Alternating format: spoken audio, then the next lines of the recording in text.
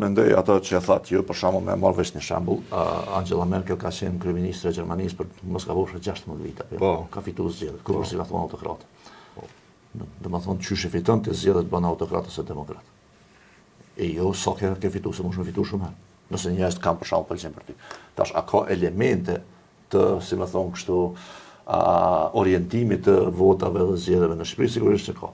Unë jam më shumë i thar ide se ka dy mënyra që ti i vështron situata. Për shembull, ti mundesh me krahasu Shqipërinë sot me ku ti ke qefa jam kon, unë ti që dojmë Shqipërinë, se ka edhe që se dojmë fatkeqësisht. Ose mundesh me krahasu edhe ku ka mëri prej konisë. Unë që shtu e krahasoj. Natyrisht që e kam një ideal që kish dash më kon Shqipëria dhe shpresoj që ka më mëri shpejt ato dhe ish dash me punu në drejtim. Tash mbase edhe Edi Rama nuk është ai që ka më qua ne, ka marrë dikush tjetër shumë mirë. Po kjo ka vazhdu rrugën për mendimin tem në mënyrë shumë të suksesshme.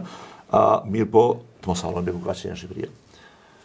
Në 97 luftë civile. Na kupton.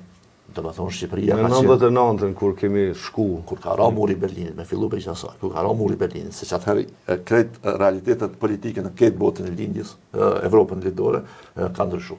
Kur ka ra muri Berlinit, Shqipëria po në vendi skajshmërisht ma i varfër. Jo vëzë në rajan, në Evropë se po në rajan. Me kurfar perspektive, me kurfar imazhin botë. Ose më mirë thënë me imazh, jashtëzakonisht të keq në botë. Dhe pastaj kemi pasur ato vitet e 90-të, të cilat kanë kulmuar me 97 me luftën civile. Ku është dashur me ndërhyjë NATO për me ndal. Domethënë mos më shkatërron komplet shteti apo jo. Dhe prej atij momenti, Shqipëria është nisë në një rrugë shumë herë pa e ditë ku po shkon, deri unë mendoj më së shumti në qeverisjen e Edi Ramës, kur e ka pas një val vizioni ku po do të shkojë.